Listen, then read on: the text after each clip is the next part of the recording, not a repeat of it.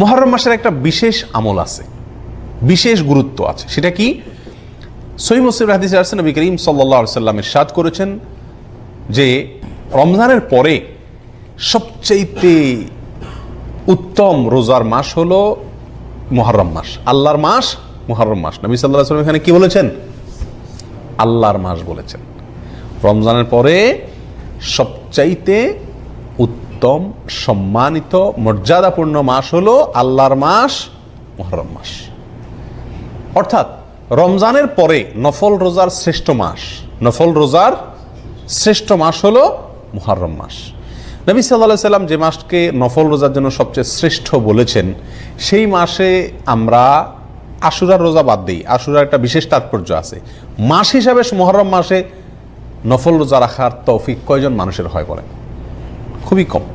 অন্তত এক দুইটা রোজাও যদি আপনি সারা মাসে রাখেন এই নিয়তে যে নবী সাল্লাল্লাহু আলাইহি ওয়াসাল্লাম এই মাসে বেশি বেশি নফল রোজা রাখতে বলেছেন, আমি সেটার উপর আমল করার জন্য অন্তত এক দুইটা রোজা রাখলাম, তবুও তো আপনি হাদিসটার উপরে কি করতে পারলেন? আমল করতে পারলেন। এই জন্য এই জিনিসটা খুব মাথায় রাখা দরকার, চেষ্টা করা দরকার ছুটির দিনগুলোতে বা যখন সুযোগ হয় এই মুহররম মাসে কিছু নফল রোজা রাখা। নবী করিম সাল্লাল্লাহু আলাইহি ওয়াসাল্লাম রমজানের পরে এই মাসের নফল রোজাকে শ্রেষ্ঠ বলেছেন। অবশ্য আমাদের আয়েশা বর্ণিত অন্য হাদিসে আসছে নবী সাল্লাল্লাহু আলাইহি ওয়াসাল্লাম রমজানের পরে সবচেয়ে বেশি রোজা রাখছেন শাবানে। তো উলামা ইকরাম বলেন এই মাসে যদি রোজা রাখা সবচেয়ে শ্রেষ্ঠ হয় তাহলে শাবানে তিনি বেশি কেন রাখলেন? এর উত্তর হলো যে এই মাসের শ্রেষ্ঠত্ব এবং এই মাসে রোজা রাখা যে উত্তম, এই কথা আল্লাহর পক্ষ থেকে যখন ওহী আসছে তার আগেই, তারপরে নবী সাল্লাল্লাহু আলাইহি ওয়াসাল্লাম আর এই মাসে রোজা রাখার সুযোগ পান নাই। এটা শেষ মুহূর্তে আসছে জীবনে, তার আগে তিনি ইন্তেকাল করেছেন। তারপরে তার মানে শাবান হলো তৃতীয় শ্রেষ্ঠ নফল রোজার জন্য। রমজান ফার্স্ট, সেকেন্ড হলো মুহররম, এরপরে 3 নম্বর অবস্থান হলো কোন মাসের? শাবান মাসের।